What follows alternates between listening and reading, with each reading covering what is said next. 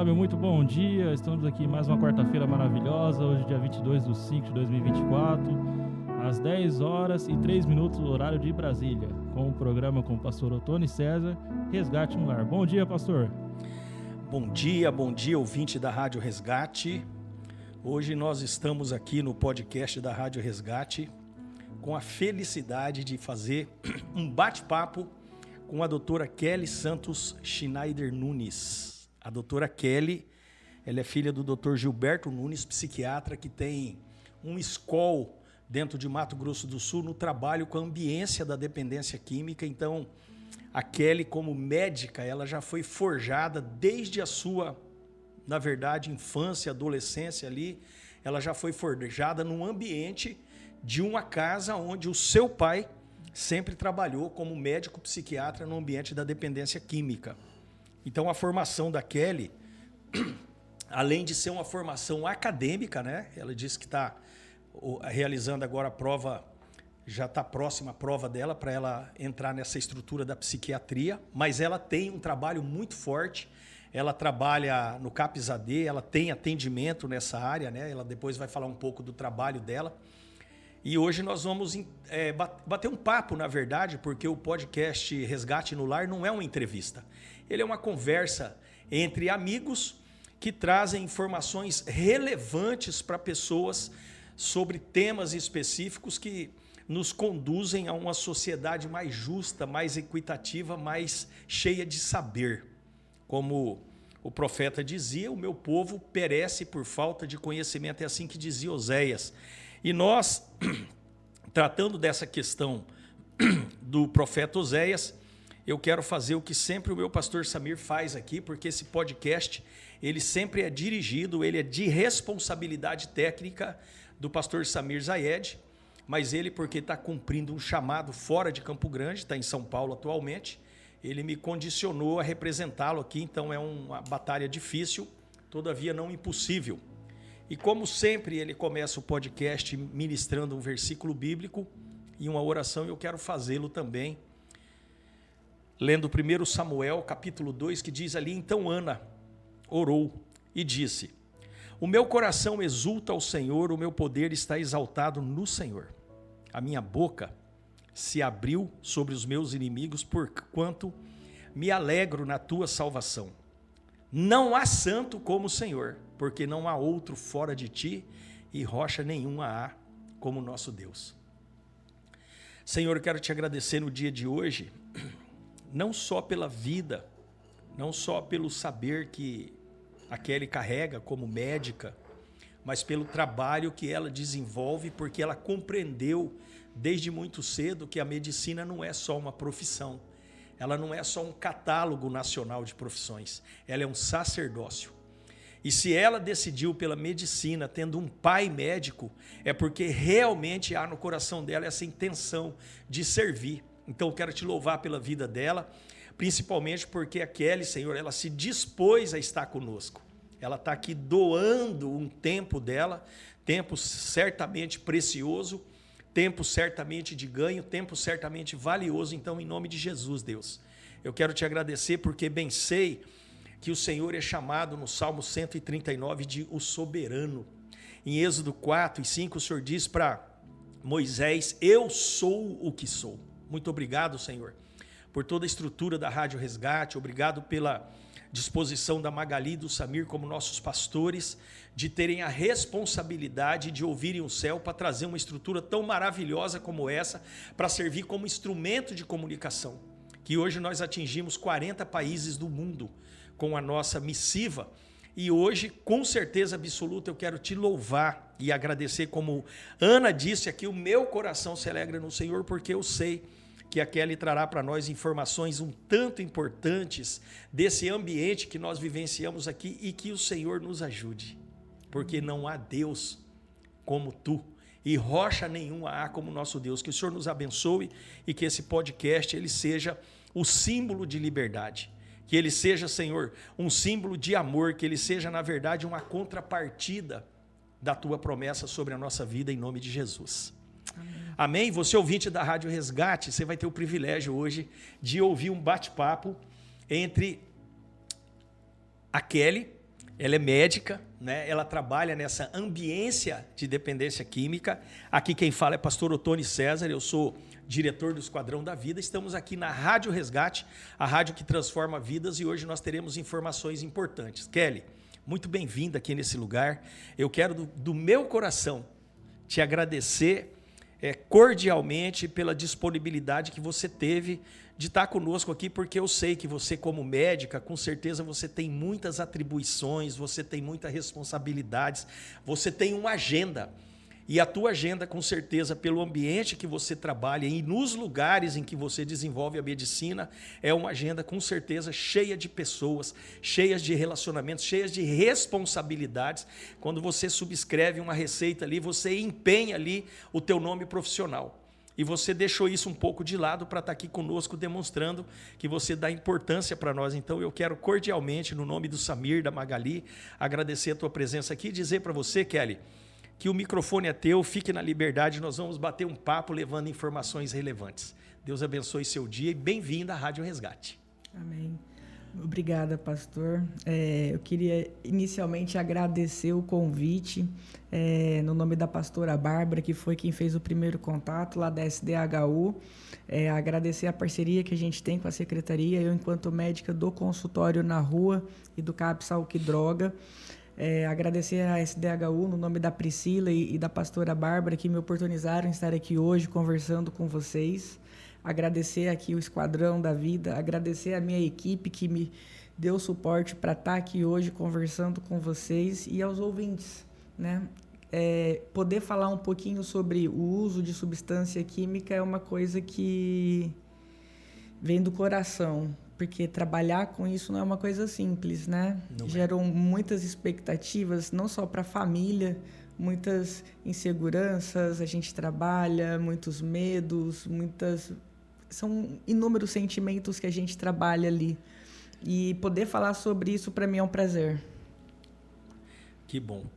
Kelly, antes da gente adentrar em questões técnicas ou científicas relativas à medicina, qual que é o teu sentimento, como você está falando agora aí, em relação à dependência química, quando você atende um dependente químico, você como pessoa, o que você sente, o que você compreende, o que você pensa que poderia ser feito, o que você poderia dizer sobre isso, sobre o ponto de vista pessoal?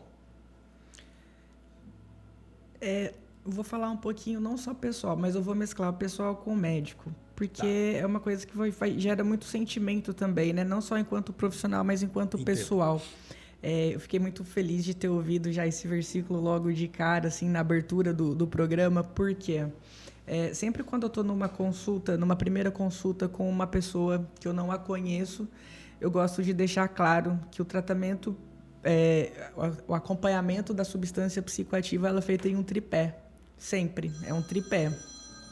Então, a primeira coisa que eu gosto de enfatizar é a presença de Deus, independente de religião, cristão, não cristão, qualquer religião, tá? Então, assim, o Deus, eu coloco Deus ou uma força maior, para quem acredita em força maior. Os 12 passos fala ali, né? O primeiro passo é esse. Então, assim, independente disso daí, você ter Deus, você ter essa fé de que você vai conseguir, que você pode conseguir, independente do processo que vai vir pela frente. Então, esse tripé começa com Deus. O segundo é um acompanhamento médico multiprofissional. Não só é centrado no médico, não é médico centralista, médico medicamentoso, mas você tem uma equipe geralmente com psicólogo, terapeuta ocupacional. Multidisciplinar. Perfeito, multidisciplinar. Que está te dando esse suporte. É você ter uma queixa, você ir num atendimento, você ser ou medicado, ou ter uma conduta da equipe, você retornar para falar se deu certo, se não deu certo, se ficou bem, se não ficou bem, dar uma sequência. E a terceira parte é o comportamental. O comportamento vai entrar inúmeras coisas, você estar distante daquelas pessoas que te geram gatilhos naquele momento de começo de tratamento. Então, quem usa substância sabe de quem compra, com quem compra, sabe onde usa. Então, assim, você ter esse ajuste de comportamento é fundamental. Saber que aquele seu amigo que te leva para usar não é o seu amigo.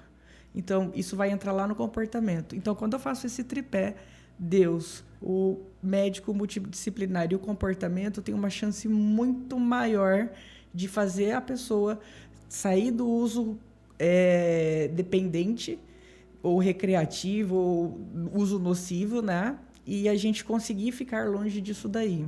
Inclusive, só para você da Rádio Resgate, ou você ouvinte, a doutora Kelly está falando de algo aqui em relação a esse tripé do tratamento, que é, na verdade, o fundamento também, Kelly, da comunidade terapêutica, principalmente a nossa. Nós trabalhamos essa estrutura, sabemos da importância da medicina, porque ela trata do corpo. E quando a gente fala das patologias e dos transtornos mentais, a gente sabe, porque assim, eu quero que você, ouvinte da Rádio Resgate, entenda o seguinte: Deus é perfeito, Deus é poderoso, Deus é soberano, Mas Romanos 13, Samir lembrou disso hoje, Romanos 13 diz que toda autoridade foi instituída por Deus, e nós precisamos entender que o médico, que o psicólogo, eles são autoridades sobre a nossa vida. O ser humano, sob o ponto de vista da sua constituição, ele é tricotômico. 1 Tessalonicenses 5:23 fala que o mesmo Deus de paz os santifique em todas as coisas, para que tenhais o vosso espírito, alma e corpo irrepreensíveis. Quem trata do corpo é médico. E no ambiente do transtorno mental e das patologias é um médico. Quem trata do emocional é o psicólogo. Nós temos psicóloga aqui, a doutora Natália, ela é contratada, ela trabalha o dia todo no Esquadrão da Vida. Nós sabemos que a medicina é fundamental, mas também, Kelly, a questão da espiritualidade, e você falou com bastante sabedoria, a RDC 29, ela, na verdade, ela regulamenta essa estrutura da comunidade terapêutica. A RDC 29, ela é uma ambiência que trata dessa estrutura. E o que acontece com ela? Lá no artigo 19, ela diz que no processo de admissão, não é, do residente, as instituições devem garantir respeito ao credo religioso. Então veja você, o artigo 5º da Constituição Federal, o artigo 1º ali trata da dignidade da pessoa humana, e o artigo 5º ele trata da questão relativa à espiritualidade, à religião. A liberdade, a Constituição chama isso de liberdade de culto. O que é a liberdade de culto? É você cultuar, é você não cultuar, é você crer, é você não crer. Então, liberdade de culto não significa que você tenha que ter uma ação cultual, mas você pode escolher não cultuar. Então, dentro desse ambiente, vem a própria norma regulamentadora, não é?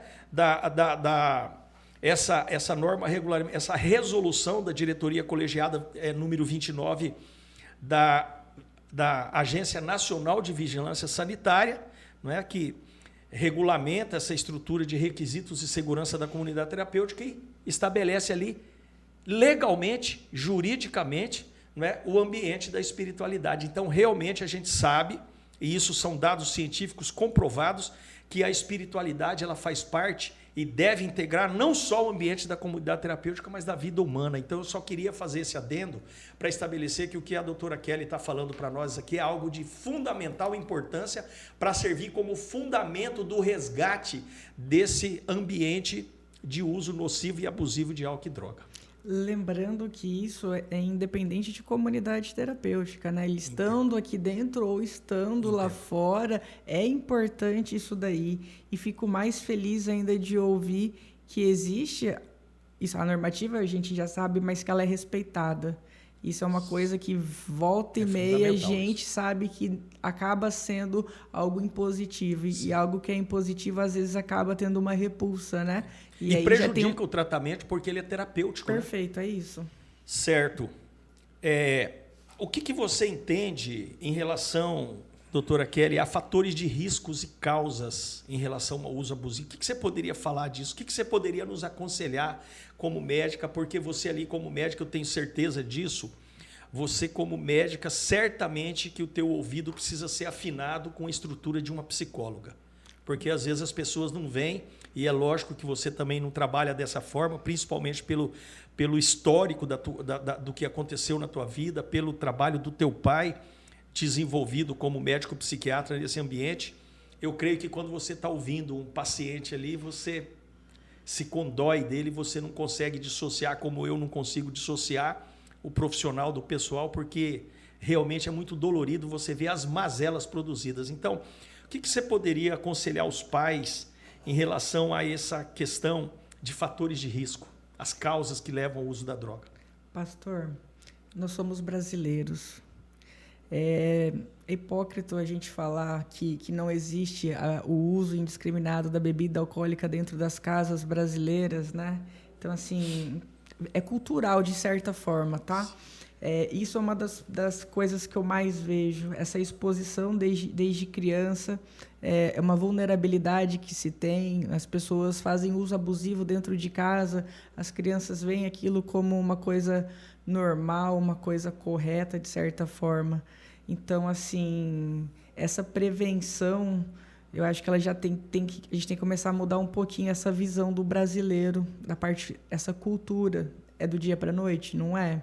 Mas a gente começar a conversar com essas crianças, começar a fazer um trabalho de conversa com essas crianças, mostrando esses riscos, né? Usando as próprias histórias deles, é um ponto. Outra coisa, a gente precisa lembrar da genética. A genética também ela pode propiciar... Há uma predisposição genética? Há uma predisposição, existem fatores que fazem com que pessoas que já têm... Porque dentro do uso, ele tem o uso nocivo, ele tem o uso recreativo, ele pode ter uma dependência, ele pode ser só um uso como intoxicação. Então, tem várias consequências do uso da substância. Entendi. Então, a genética pode propiciar a uma dependência, né? Então, a genética, a exposição, o estilo de vida... eu tenho uma vida muito estressante, então eu cheguei em casa, hoje eu mereço.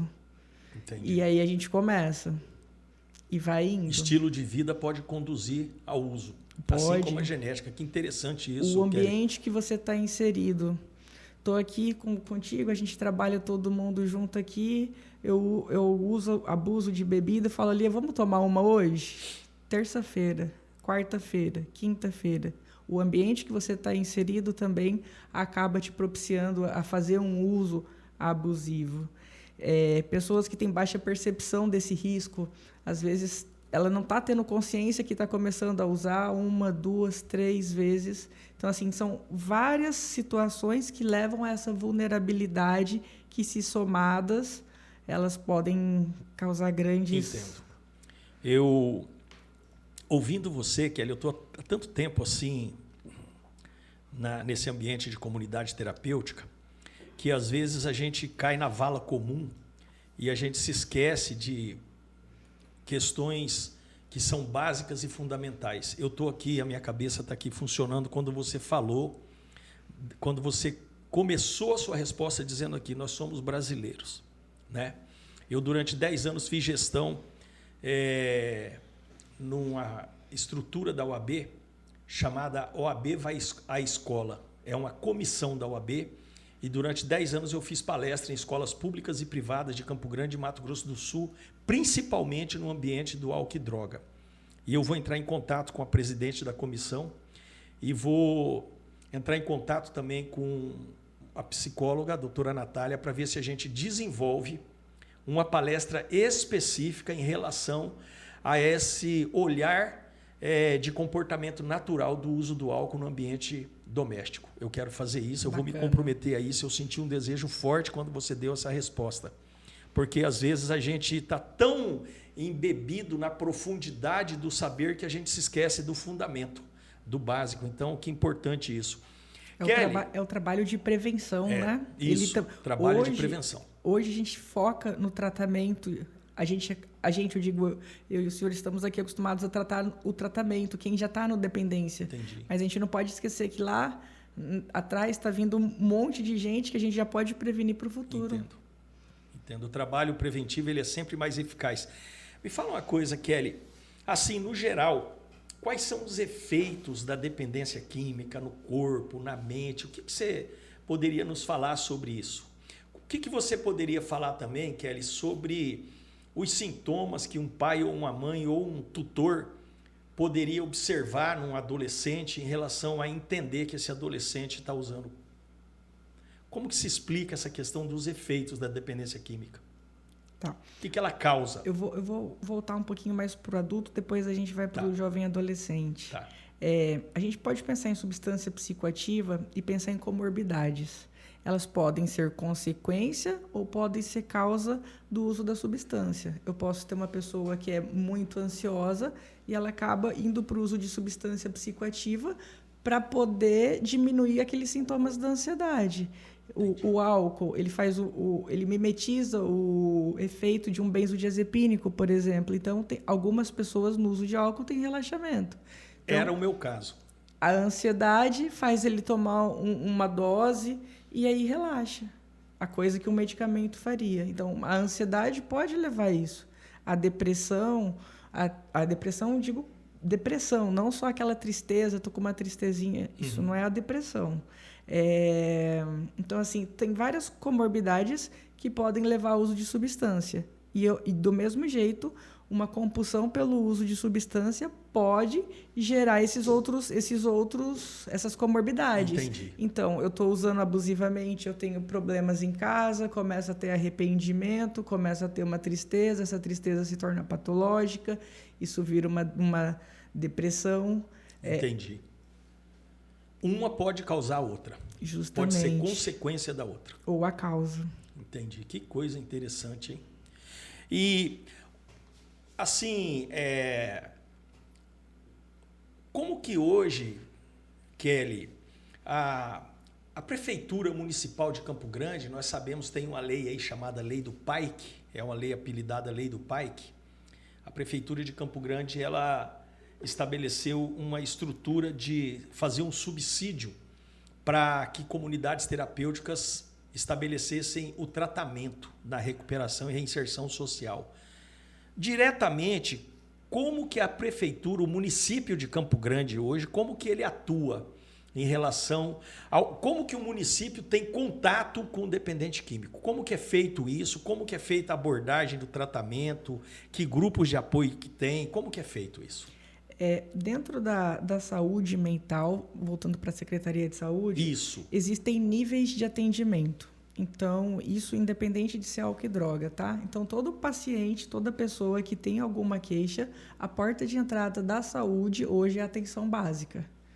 Então, atenção básica são as unidades básicas de saúde que tem no território de cada bairro. Então, as apelidadas UBS, é isso? Perfeito. Ótimo. UBS, UBSF, PSF... Conforme a descrição da portaria dela, vai ter um termo, mas significa a mesma, digamos, vulgarmente, estrutura, a mesma funcionalidade. Então, toda pessoa que tem alguma queixa de saúde, a porta de entrada é a atenção básica. Então, um uso abusivo de álcool pode ser tratado na atenção básica, uma depressão pode ser tratada na atenção básica, uma hipertensão pode ser tratada na atenção básica, gestação é acompanhado na atenção básica, a puericultura da criança é tratada na atenção básica. Quando se torna um nível de complexidade um pouco maior, que aquele local não está tendo resolutividade, ele vai poder encaminhar para um nível de complexidade maior. Entendo. Que daí seria o CEM, que é o Centro de Especialidades Médicas, ou algum outro ambulatório que seja com especialista, e aí teria uma outra complexidade que seria o CAPS. No nosso caso da nossa conversa, seria o CAPS álcool e droga. Aqui em Campo Grande, nós temos 2 CAPS. Isso. Até pouco tempo atrás, nós tínhamos o CAPS AD4, que é ali no São Bento, na rua Teotônio Rosa Pires, se não me falha, número 19. Então, por muitos anos, a gente só teve esse CAPS. E agora, recente, a prefeita inaugurou o CAPS AD3 no Guarandi. Olha só. E aí, nós temos 2 CAPS em Campo Grande. Temos 30 leitos de desintoxicação nesses 2 CAPs. E, além disso, temos o Hospital Regional também, que tem uma parceria com a Prefeitura de Campo Grande. Isso pensando em secretaria... Que coisa linda. Quero parabenizar a prefeita, né? Porque o gestor público, ele, quando compreende a gravidade do que é a dependência química, ele precisa interagir, mas ele precisa agir também. Então, parabéns à prefeita por essa decisão, não é? De estabelecer uma nova unidade para esse tratamento. E daí como que é feito? Por exemplo, a pessoa ela vai na unidade básica, ela é indicada para uma especialidade que é esse caso, e aí ela chega ali, como é que é feito o tratamento, a abordagem, tudo ali, Kelly? Quando a pessoa ela já chega no CAPS Álcool e Droga, primeiro que ele é atendimento de livre demanda. Ele vai chegar lá, ele vai passar por uma avaliação chamada acolhimento. Então, ele vai ter uma pessoa do nível superior, uma pessoa da equipe multiprofissional, vai conversar com essa pessoa e vai fazer uma anamnese direcionada. Entendi. Olha só. Saber o histórico familiar, saber o histórico da infância, saber a queixa principal, o que fez ela ir ali, saber o que motivou ela ir ali, se ela estava voluntária ou não voluntário. Então, ela vai ver a gravidade daquela situação ali. Dependendo de como for aquela avaliação dessa pessoa da equipe multiprofissional, ela vai falar assim, essa pessoa está colocando em risco a vida dela, precisa passar por uma desintoxicação agora. Então, ela vai chamar o profissional médico que vai avaliar aquele paciente. Olha, ele está colocando a vida dele em risco. Olha, ele está com outras comorbidades. Ele pode estar com psicose, ele pode não ter consciência do que está acontecendo ali. Ele pode estar desorientado, ele pode estar sem juízo crítico. Então, o médico vai conversar com aquela pessoa e vai falar assim, olha, eu tenho uma vaga aqui, vamos fazer uma desintoxicação? Aí, se for voluntariamente, no CAPS a gente só faz internação voluntária. Olha que interessante, você ouvinte da Rádio Resgate, as informações que a Kelly está trazendo aqui são muito importantes, mas essa que ela está falando agora é uma aula importantíssima para você guardar no teu coração, porque ela está dizendo como que é feito o sistema de abordagem, como é que o ente público, o município de Campo Grande, trabalha na abordagem real, no contato físico, no ambiente ali do paciente que está dentro desse ambiente de dependência química. E daí, Kelly? E aí o médico faz a avaliação e faz essa internação. Caso a pessoa não tenha interesse naquela desintoxicação naquele momento, mas o médico pode ver que existe um risco, que ele tem uma ideação com planejamento de suicídio, por exemplo, que é uma coisa gravíssima, o médico pode fazer ali uma internação involuntária daquele paciente. O médico tem essa autoridade lá, na hora. É um ato médico. Olha que coisa linda. Só o médico pode fazer isso. Entendi. E aí ele pode fazer algumas medidas, uma contenção química com medicamentos, para fazer com que aquele paciente fique ali por um tempo e inicie um tratamento até que ele comece... Para inibir o risco de vida. Perfeito. Na verdade, o risco de morte. Até para ele começar a ter consciência da morbidez dele, que com o passar dos dias tende a evoluir para o positivo. E aí vocês têm uma equipe multidisciplinar dentro do CAPS, vai psicólogo, assistente social, farmacêutico, bioquímico, tem ali o enfermeiro e o médico vai fazendo o acompanhamento. Técnico de enfermagem, terapeuta ocupacional, a equipe como um todo, né? E aí você vai fazendo acompanhamento e essa pessoa vai...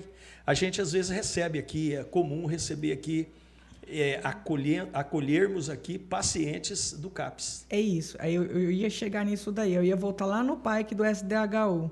Então, assim, a gente tem a parte da Secretaria de Saúde que faz essa parte mais intervencionista, isso que eu te falei em relação ao paciente que foi visto que tem critério de internação para desintoxicação. E tem o paciente que vai fazer um acompanhamento lá no próprio CAPS, que é ambulatorial, que ele vai lá, vai passar por consulta com o médico, vai ter o técnico de referência dele e ele vai voltar para a residência dele e continuar com as atividades diárias dele e tudo bem. Então, ele, apesar... Tem esses dois tipos de atendimento, o ambulatorial e de internação, no próprio CAPS. Alguns pacientes eles precisam de mais tempos, eles precisam de uma estrutura melhor para poder sair dessa dependência, né? Porque tem vínculo familiar rompido, tem a parte social de não ter condições financeiras de, às vezes, se sustentar. Tem várias coisas que fizeram ele chegar naquela condição que ele está. Muitos estão em situação de rua, então a gente volta lá atrás. Como eu trabalho no CAPS Álcool e Droga, eu sou médica do consultório na rua e trabalho no presídio, eu consigo ver essas pessoas em vários cenários da vida dela. Então a gente faz até uma brincadeira com a minha equipe do consultório na rua, que ou eu vou ver ele na rua, ou eu vou ver ele no CAPS, ou eu posso ver ele no presídio. Então, assim, não adianta escapar, que é interessante. E o bacana disso é que com o vínculo a gente consegue fazer com que esse paciente... Trabalho mais eficaz. Perfeito. Eu quero mandar um abraço aqui para o Marco Silva, nosso enfermeiro de DIB, 2 irmãos do Buriti. Meu pastorzão Marcos, um beijão para você, que bom que você está conosco aqui. Aí ele escreveu, olha quem está aí, a Kelly. Um abraço, Marcos. Deus abençoe sua vida aí, meu irmão. Eu sou médica do ambulatório de Centro de Especialidades Médicas também de lá. De Dois Irmãos do Buriti. Trabalha com o Marcos lá. Que bênção, Kelly. A Kelly trabalha bastante, hein? São vários ambientes que você está trafegando aí dentro dessa estrutura da dependência química. É isso. Que coisa linda, Kelly. Que trabalho forte esse. Kelly, o que você mais ouve em relação assim, ao fator determinante? Aquilo que startou a pessoa para o ambiente da droga. O que você mais ouve que levou a pessoa para a droga? A curiosidade, a falta de uma paternidade responsável? O que você mais poderia falar sobre isso? Eu vejo a curiosidade, inicialmente curiosidade, e depois conflitos. Fuga, né? Então eu brigo com a minha esposa, meu esposo, meu cônjuge e faço uso. Eu brigo com a minha mãe, com meu pai, com meu irmão, faço uso. E aí esse uso que era esporádico, era recreativo, se acabo fazendo intoxicação, eu começo a ter tolerância e essa tolerância me leva a uma dependência. Então, assim, existem inúmeras causas. Infelizmente, para isso não tem uma receita de bolo. Isso de ponta a ponta, tanto do que causa até como trata. Cada ser humano tem um digital diferente. É isso. O remédio para um pode causar ansiedade, para o outro pode causar o mesmo remédio, depressão. É isso. É interessante como Deus nos constituiu únicos, né? E a Kelly está falando de algo grave aqui, algo muito sério, que é o ambiente da família. É interessante que 1 Timóteo 5 fala, no verso 8, que aqueles que não cuidam dos seus, especialmente dos da sua família, é pior que o incrédulo e negou a fé. É interessante a gente entender que hoje nós estamos vivenciando um ambiente de orfandade de pais vivos, pais que não se responsabilizam pelos filhos, pais que deixam seus filhos serem criados pela tecnologia, né? E não tem um tempo de qualidade. O que a doutora Kelly falou aqui? Né? Ela falou dessa estrutura que, na verdade, esse ambiente de guerra familiar é um gatilho preponderante para o uso abusivo do álcool e da droga. Então, você compreende, Kelly, que o apoio da família e dos amigos, como que você vê isso? Hoje, não só como médica, mas como pessoa, né? Integrante de uma família cujo pai já vem ali de anos e muitos anos no trabalho nessa natureza. Hoje em dia as relações elas estão bem superficiais, né? Do mesmo jeito que a tecnologia ela aproxima, ela distancia. Antigamente, na minha infância, eu tinha um tio que morava no Japão. Ele ligava uma vez por mês para minha avó para dar notícia como estava. Era caríssimo essas ligações. Com o passar do tempo foi virando semanal, com o passar do tempo foi virando diária. Até hoje a gente ter uma conexão diária com o mundo inteiro. Então, do mesmo jeito que, como é que você está? Tô bem. Acabou. Antigamente você ficava 1 hora no telefone sabendo como estava a vida das pessoas, né? Você tinha um tempo maior. Então... Relacionamentos profundos foram substituídos por relacionamentos superficiais. Eu acredito que sim, isso, viu? Né? E isso tem causado um adoecimento, né? Você que trabalha com esse ambiente de transtorno mental, de patologias dessa natureza, Kelly, você deve vivenciar bastante, né? Essa estrutura de relacionamentos superficiais, levando as pessoas à crise de identidade. Sim, as pessoas vivem para a tecnologia, de certa forma.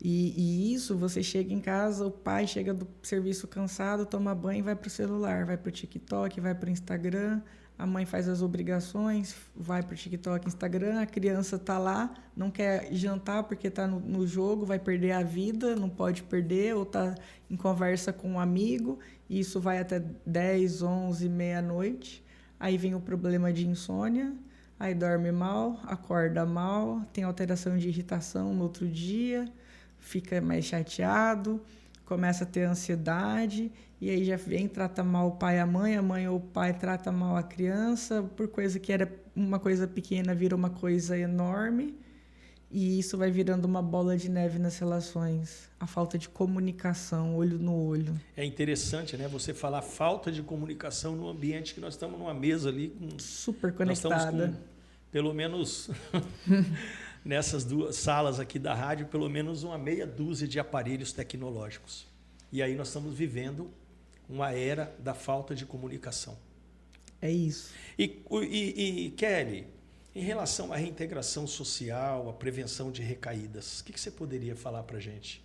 Principalmente em relação à prevenção de recaídas.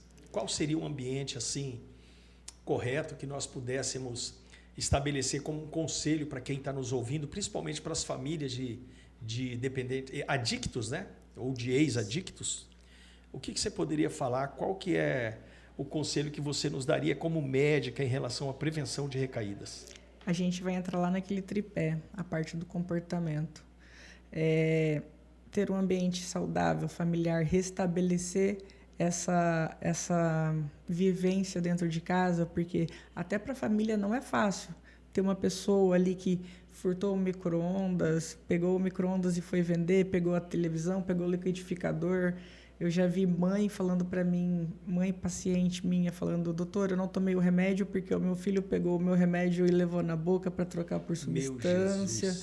Então, assim, são inúmeras coisas que vão piorando. Então, você ter um ambiente familiar para o adicto é importante, porque ele sente, ele quer mudar, mas a família já estava cansado de ter aquele comportamento danoso dele, né? Então, assim, você dar outra chance, às vezes para a família é difícil, mas isso é importante para a pessoa. Então, ter esse suporte familiar é muito importante.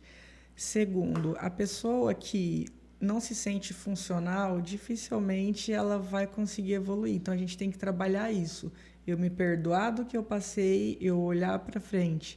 Tenho emprego, estou trabalhando, consigo me sustentar? Então, eu vou me capacitar para isso.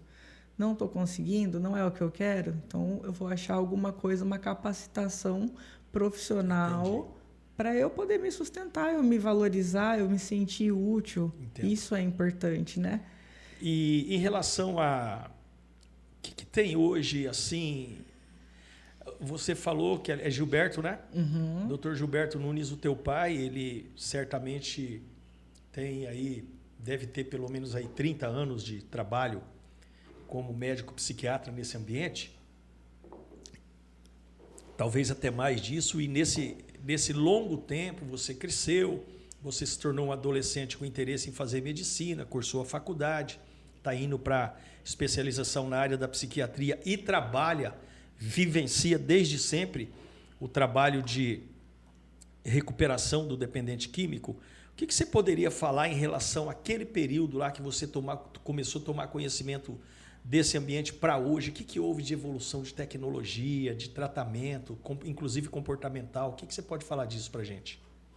Olha, é que nem o senhor falou, ele trabalha com a parte de uso de substância mais voltado para a área particular e plano de saúde. Eu estou mais na atenção da prefeitura, na parte... Entendi. Que interessante. Que seria uma coisa mais... Que é o SUS, né? Então, seria público. Então, ele está mais privado e eu estou mais público. Entendi. E aí, a gente consegue ver as diferenças, né? Não só em tecnologia, mas isso é uma coisa que está ficando muito grave. Nem sempre eu tenho vaga no CAPS. E não é porque não tem isso, mas é porque a cada dia está mais recorrente a gravidade. Então, assim, não adianta eu abrir 10 CAPs que eu vou ter 10 CAPs cheios. Então, assim, não é só isso. Então, eu tenho que trabalhar essa prevenção. Interessante, né, Kelly, que a gente rememora o que você falou aqui, é exatamente isso. A questão da prevenção, você enfatizou isso aqui. Ela é muito importante. Hoje, pensando a médio prazo, a longo prazo, não vejo outra solução tecnológica como tanto quanto a prevenção. Porque a gente pode usar, trabalhar, desintoxicar e eu vou ter que ter os grupos, que a gente está falando, para evitar as recaídas. Então, eu tenho que fortalecer aquela pessoa. Entendi. No ambiente familiar, no ambiente financeiro, entendi, no segmento dos próprios 12 passos, na fé, que isso, o todo ali vai fazer ele evoluir. A gente não tem uma medicação que eu dê que vai curar. Infelizmente, a cura, pensando em medicina, ela não é palpável. A gente pode pensando em Deus, ter dentro da fé, falando que aquilo é uma cura, mas é uma coisa que ele vai ter que lidar para o resto da vida. Entendi. Eu quero mandar um abraço aqui para Nilce, Vanderleia, para Joyce, para Islena. Deus abençoe vocês aí. Obrigado pela audiência conosco aqui. Eu estou conversando aqui com a doutora Kelly. Ela é médica, ela trabalha nesse ambiente de dependência química junto à Secretaria de Saúde do município de Campo Grande. Tem uma experiência bastante antiga, porque o seu pai, o Dr. Gilberto Nunes, ela foi criada dentro de uma casa onde o pai já trabalhava como médico psiquiatra com esse ambiente. Então, é interessante entender que a formação acadêmica da Kelly é muito potencial em relação à vivência que ela teve antes da academia de medicina nesse ambiente. E isso, com certa grandeza, potencializa muito o trabalho dela, porque as experiências vivenciadas pelo pai são uma herança importantíssima para aquilo que ela escolheu como profissão. E você está tendo o privilégio de ouvir aqui um testemunho e informações científicas acerca dessa estrutura que a gente tem trabalhado, assim, o pastor Samir, desde há 25 anos atrás, praticamente indo para 26 anos, intentou estabelecer um trabalho de recuperação e, graças a Deus, Deus tem colocado na nossa vida pessoas como a Kelly, que apesar de não trabalhar diretamente para o esquadrão, ela indiretamente, o trabalho dela é extremamente importante. Como ela mesma disse ao chegar aqui, olha, tem muitos meninos aí que eu conheço, que eu já atendi lá no CAPS, que eu já atendi no SEI, no consultório de rua, que são os ambientes que ela trafega como profissional, como médica. Então, a gente é grato a Deus por todas essas informações que chegam até nós. Kelly, o que você falaria? Nós estamos vivendo agora um período eleitoral, é lógico que a gente não vai falar aqui de candidato nenhum, mas o que você, se você tivesse condição, nós temos vários candidatos que levantam essa bandeira, a bandeira do álcool e da droga. Eu tive aqui recentemente entrevistando um vereador de Campo Grande, entrevistando também uma pessoa que trabalha na subsecretaria de Direitos Humanos, que a bandeira delas é essa. Eu vou me abster de falar o nome para não ser injusto com os candidatos. Mas se, por exemplo, você tivesse condição de chegar diante de um candidato a vereador de Campo Grande, como médica que trabalha nesse ambiente, o que você pediria a ele? Eu pediria para a gente fortalecer as equipes multiprofissionais. A gente precisa melhorar isso. Faz parte do tratamento. A parte de Deus, uma parte é do paciente, a outra parte da sociedade como um todo, das igrejas, das ONGs, das associações. Essa parte não vou entrar também em um ou outro, porque a gente sabe que existem várias comunidades com várias bandeiras disso. Isso. E tudo bem, e todas devem fazer o seu trabalho, legal isso. A parte comportamental também cabe parcialmente ao paciente e à família, que daí a gente tem os grupos também que a gente precisa fortalecer, dar suporte para esses grupos se manterem e aumentarem as suas atuações, porque eles são importantes depois dessa desintoxicação, no fortalecimento, no andamento, desse paciente. E quando a gente volta para a parte da saúde, a gente tem uma equipe que não é só médica, ela é uma equipe multiprofissional. Então, a gente ampliar essas equipes multiprofissionais para eu poder ver que uma pessoa dentro do ambulatório, ela pode ser acompanhada no ambulatório e não internada, eu consigo diminuir custo, eu diminuo essa oneração que deveria ter, porque um paciente internado ele vai ser mais caro do que um paciente de ambulatório. Entendo. E quando eu digo, então, multiprofissional, eu não falo só em médicos, mas qualificar o médico e essa equipe. E aí, nessa equipe, entram quais profissionais, Kelly? Psicólogo, educador físico. Educador físico. Assistente social, terapeuta ocupacional, artesão. Nutricionista. Posso ter nutricionista, posso ter... eu esqueci o termo que chama, que faz, é oficineiro, ele faz oficinas. Então, e isso ele não seria só para o CAPS, isso na atenção básica também. Porque lembra que eu falei lá atrás, a porta de entrada é a atenção básica? Perfeito. Se eu consigo pegar essa pessoa lá na atenção básica e tratar com uma equipe multiprofissional capacitada, eu evito que eu tenha que evoluir para o nível de complexidade. E ter um comprometimento financeiro do município maior, né? Então, poderia ser evitado. Você aí, da Rádio Resgate, nosso querido ouvinte, presta atenção que você está chegando em período eleitoral. Então, quero te pedir, como Paulo, o apóstolo, dizia, rogo-vos, pois, ardentemente, ouvinte, não vote naquele cara que te coloca diante dos teus olhos uma notinha de R$200. Não faça isso. Valorize o teu voto. Veja a bandeira do teu vereador. E, infelizmente, você entra aqui no Campo Grande News, né? Hoje saiu um monte de publicação aí, o presidente da Federação de Futebol preso, desviou R$6 milhões, vereador preso, um monte de... Sabe por quê? Porque, às vezes, deixa eu te dizer como que você tem que votar. Entra no Google e põe o nome do teu candidato e põe na frente dele tornozeleira eletrônica, prisão, corrupção, ação judicial. Você precisa fazer uma pesquisa rápida. Se o teu candidato já usou tornozeleira por corrupção, meu irmão, você votar nele, você está votando em quem está sendo contra você. Como a Kelly falou no começo aqui, ele não é teu amigo, ele é teu inimigo. Então veja a bandeira do seu candidato, veja o perfil do teu candidato, veja o SCOL, né? Existe uma instituição no Brasil chamada Serasa, e agora o Serasa tem lá inscrição negativa e inscrição positiva. Você pontua no Serasa. Quando você vai comprando com cartão de crédito, pagando tudo em dia, você vai pontuando ali. E você, para votar num vereador, num prefeito, você não usa um Serasa de escola social, de escola ético.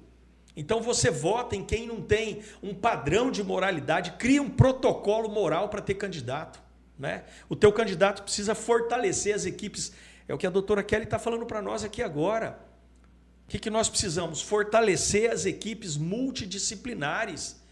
Contratar educador físico, assistente social, oficineiro, contratar nutricionista, contratar médico, contratar psicólogo, para ter uma equipe onde lá na atenção básica de saúde você vai inibir um empenho de despesas maiores do município e vai dar um tratamento mais eficaz, porque você vai impedir que também aquele paciente avance na sua morbidez.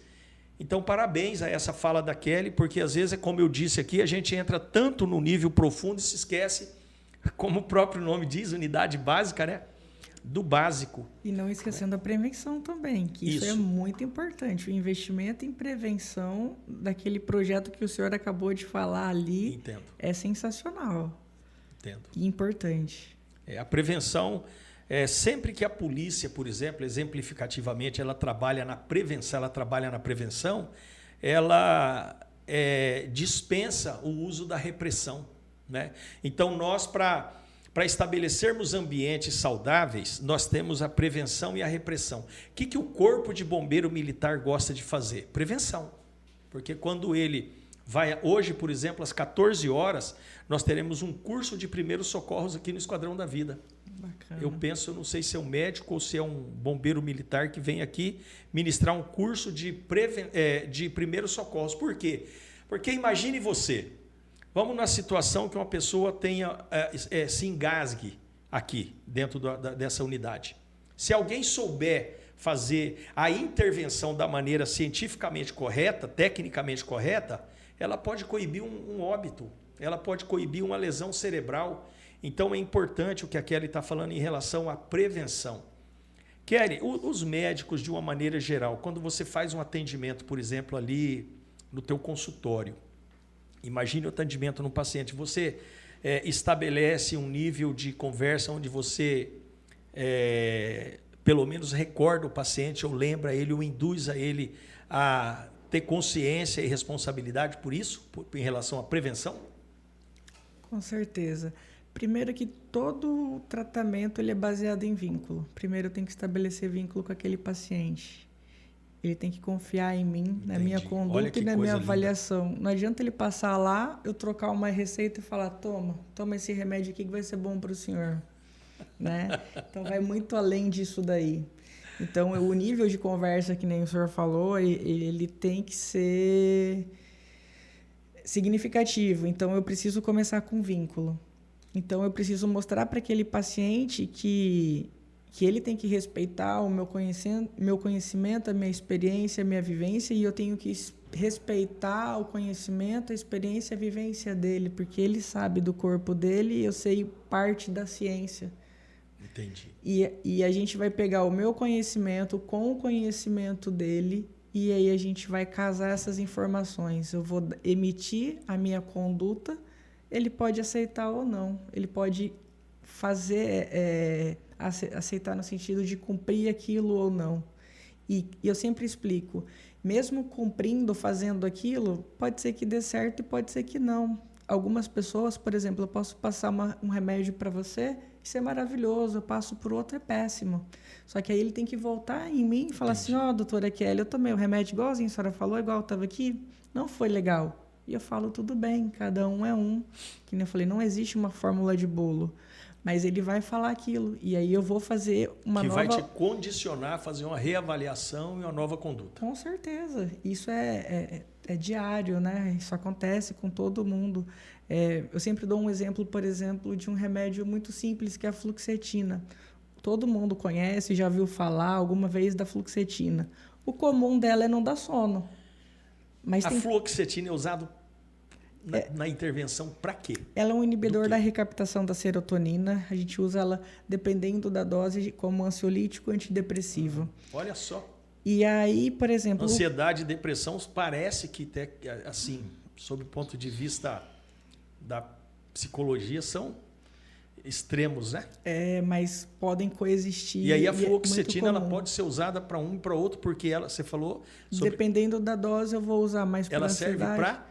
Ela é um inibidor da recaptação da serotonina. Ela faz com que a serotonina fique mais tempo ali na fenda sináptica, agindo mais ali. Então, que eu estava explicando, ela pode ter... O normal é ela não ter efeito de sonolência, um efeito colateral. Entendi. Só que eu tenho passado por algumas pessoas e as pessoas estão voltando para mim falando que está tendo sonolência com fluoxetina. Então, assim, só um exemplo. Se a pessoa não volta para mim e fala, doutor, eu tomei o remédio e me deu sono, como que eu vou fazer você tomar fluoxetina de manhã se você trabalha de manhã? Entendi. Não tem lógica. E ali, quando você lê a bula do remédio, fluoxetina, não tem como sintomas a sonolência. Não é o comum. Entendi. Mas quando você vai ler bula, pode dar até unha encravada. É uma brincadeira que eu sempre faço com meus pacientes. Agora virou um livro, né? Pode ter tudo. As bulas de remédio viraram um livro agora. Eu faço essa piada boba, mas é no sentido de que cada um é um. Não tem como você saber. Por acaso eu tive diarreia, mas esqueceu que comeu um lanche na noite anterior. Entendi. Então tem várias... Por isso a importância de um segmento e não de uma consulta. E aí você falou da questão do relacionamento, né? Da confiança, né? Da criação de vínculo. Isso é fundamental para qualquer médico em qualquer especialidade. Mas dentro da saúde mental e dentro do álcool e droga, para mim, é o principal fator. E me fala uma coisa, assim, Kelly. Qual que é a tua experiência disso em relação aos teus colegas? Porque a gente observa que, inclusive, tem até piadinha na internet, que você vai lá, o médico do SUS, ele nem olha para o paciente, ele só pega, pergunta lá, bom dia, e já dá a receita. A gente vê esse tipo de piada, mas não é o que eu tenho vivenciado, não é o que eu tenho ouvido e nem o que eu tenho visto. Via de regra, a gente que vivencia muito esses ambientes de enfermidade, de morbidez, a gente observa que os médicos, pelo menos é a experiência que eu tenho tido, é que os médicos realmente têm um atendimento eficaz. O que você pode me falar disso? Eu vejo isso muito como perfil de pessoa. Entendi. Tem médicos que pode ter um perfil ou uma facilidade maior, eu estou falando de saúde mental, em lidar com pacientes que têm transtorno de humor. Tem médicos que podem ter um perfil mais fácil em lidar com pacientes que são dependentes químicos. Entendi. Não é todo médico que tem a facilidade de trabalhar com pessoas em situação de rua. Não é todo. Então, assim, conforme o perfil. E a necessidade também. A necessidade faz a ocasião faz a necessidade, para não falar outra coisa. E a gente acaba se adaptando também. Todos somos adaptáveis. Eu comecei a trabalhar, eu trabalhava no CABS Aero Rancho, e lá a maior parte dos pacientes eram transtornos de humor.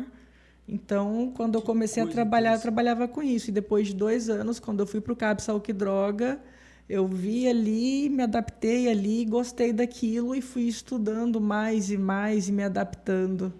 Então, assim, a ocasião me fez... Quando você, por exemplo, no período, se você trabalha ali, vamos imaginar das 8 às 11, 3 horas de trabalho, quantos pacientes, em média, Kelly, você atende? Então, aqui na secretaria, nessas 3 horas, geralmente a gente tem agendado 8 pacientes, com 2 encaixes. Então, seriam 10 pacientes. Entendi. Então, seria a cada 20 a 30 minutos um paciente. Entendi.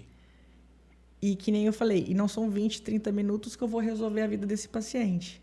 Então, eu preciso atender ele hoje, se eu achar que eu tenho que atender daqui 3 semanas, eu vou colocar ele para eu atender daqui 3 semanas, conforme a gravidade. Entendi. Se eu achar que ele já está bem em 30 dias, se eu achar que ele já está muito, muito bem daqui 60 dias.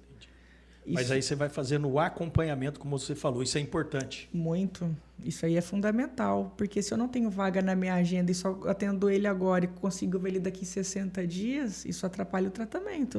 Entendi. Porque eu posso começar um tratamento agora e eu faço as orientações. Tem coisa que ele não vai pegar porque ele está ali ansioso. Se é a primeira vez que está indo para uma pessoa, você acaba se sentindo exposto ali, né? Falando os sentimentos, você se sente nu na frente de alguém. Intimidade, né? Com certeza. E aí eu preciso, no começo de um tratamento, ver essa pessoa um pouco mais de perto. Entendi. Que interessante, você ouvinte da Rádio Resgate. Nós estamos aqui ouvindo um bate-papo com a doutora Kelly. Ela trabalha nesse ambiente de álcool e drogas há bastante tempo. Ela está trazendo para nós informações importantes aqui sobre essa estrutura. Nós que somos uma comunidade terapêutica, Esquadrão da Vida, estamos aqui na Rádio Resgate. Nós trabalhamos essa estrutura há 25 anos. O pastor Samir, ele é o fundador do Esquadrão da Vida, junto com a pastora Magali, e estabelecemos aqui esse trabalho há muitos anos, e hoje nós estamos no bate-papo com a doutora Kelly aqui, obtendo informações da mais alta grandeza, envergadura sobre essa estrutura. Então, Kelly, eu quero que você faça as considerações finais aí, o que você pode aconselhar essa comunidade chamada Cidade Morena, para que, de alguma maneira, cada um tenha a sua parcela significativa de participação para levar essa cidade a um ambiente drogas e álcool zero. O que você poderia falar disso? Pastor, eu poderia ficar aqui meia hora falando, porque é um tema que eu gosto muito. Muito mesmo. Mas, assim, eu vou tentar pontuar e sintetizar algumas coisas. A primeira dela, cuidem das crianças. Cuidem das crianças, sempre. A segunda, amor e afeto cabem em qualquer lugar. Amor e afeto cabem em qualquer lugar. Porque quando a gente não faz o que a gente tem que fazer com amor e afeto, a gente deixa a desejar.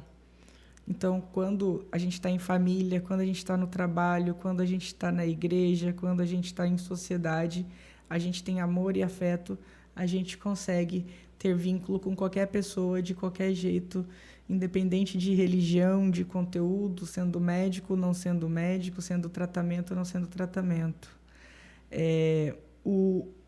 A prevenção, que nem eu falei, cuidem das crianças, isso é a base de tudo para o futuro.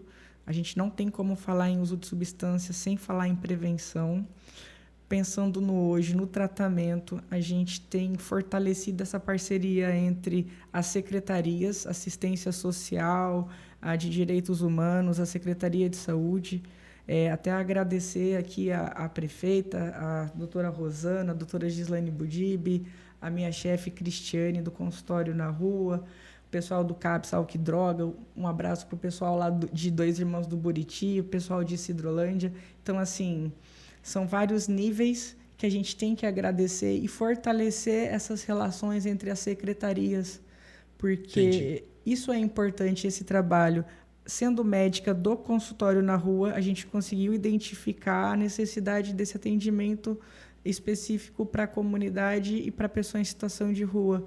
Conversei com a gerente do CAPS, na época, a Liane, e a gente abriu um ambulatório que é para mim, que é para atender só pessoa em situação de rua.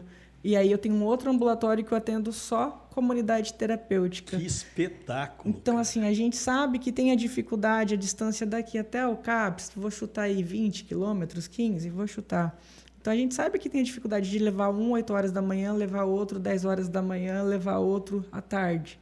Então, no sábado de manhã, por exemplo, eu atendo 10 pacientes de comunidade terapêutica. Olha só. Sábado à tarde, 1 hora, eu atendo... Para favorecer... Facilitar. Entendi. Acaba não sendo favorecimento porque todo mundo vai ser atendido. Mas a gente consegue facilitar o processo. E isso pensando em secretarias. Isso foi uma parceria com a SDHU, com a Secretaria de Assistência Social e a Secretaria de Saúde, que a gente conversando entre elas, a gente fortaleceu isso. Você está falando algo interessante, Kelly. Eu percebo que as secretarias do município de Campo Grande, elas têm uma simbiose muito forte, elas têm assim uma unidade muito forte, né? A prefeita Adriane Lopes, ela conseguiu impor uma sistemática que faz parte da natureza dela, né? Porque ela tem essa natureza de serva, de serviço, de ajudar, de contribuir, de amar, de ter essa facilidade de olhar para o ser humano sob o aspecto humano, coisa que não deveria nem falar aqui, mas que é uma realidade. E por isso a importância de agradecer a liberdade de poder desenvolver esse trabalho, porque teoricamente nunca existiu. A gente criou uma coisa, tivemos confiança de outras pessoas superiores para poder desempenhar esse trabalho e a gente vem fortalecendo isso. Você vê que isso diminui muito o custo operacional da máquina pública e causa uma eficácia extrema, né, no atendimento. Olha que coisa interessante, hein? É. Muito bem, eu quero parabenizar a Kelly, agradecer a estada dela conosco aqui, agradecer o fato dela deixar o seu trabalho ali, né? O seu tempo precioso e tudo aquilo que ela representa nesses tantos ambientes que ela trafega como médica. Ela falou aí de Cidrolândia, falou de Dois Irmãos do Buriti, falou de CAPS AD, falou de consultório na rua. Meu Deus do céu! Mas eu creio que a Kelly, ela deve ter tempo para o seu lazer, para o seu descanso. Com certeza ela compreende tudo isso. Kelly, muito obrigado. Que Deus abençoe a sua vida, a sua família, o seu pai. Ele, com certeza absoluta, ele foi um pai de tanta excelência que ele conseguiu estabelecer um DNA em você, de modo com que você atuasse nesse caminho que ele também prossegue como profissional. Eu fico muito feliz em ver a tua escolha e tenho absoluta convicção de que ele foi uma influência referencial importante na tua vida. Então eu quero agradecê-lo e agradecer a tua estada aqui também conosco, que Deus te abençoe, e você está pronta para nós fecharmos o nosso podcast de hoje, esse bate-papo Resgate no Lar. Amém, pastor. Eu que agradeço a oportunidade de estar aqui. Fico à disposição caso tenha alguma dúvida, queira mandar alguma pergunta também depois. Certo. A gente pode conversar. E é isso. Gratidão. Valeu, gente, ouvinte da Rádio Resgate, muito obrigado por você estar conosco nesse dia maravilhoso. Eu depois vou chegar no meu escritório e a hora que for editado o vídeo, nós vamos mandar um link para Kelly e eu quero assistir toda essa entrevista que eu achei fantástico. Eu preciso fazer algumas anotações importantes que eu recebi hoje aqui da Kelly. Que Deus abençoe você. Obrigado, pastor Samir, pela confiança que tem em mim de permitir com que eu estivesse aqui te substituindo. É um ato de bastante responsabilidade, porque você é um homem de Deus e você ouve muito o Espírito Santo. Em cada detalhe da sua vida eu vejo a atuação de Deus.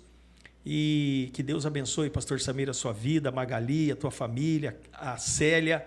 Um beijo para a Célia, nós estamos intercedendo, orando para ela e cremos que o nosso Deus é chamado Deus de milagre. Bom dia, ouvinte da Rádio Resgate. Continue conosco e que Deus te abençoe em nome de Jesus. Amém. Valeu, gente.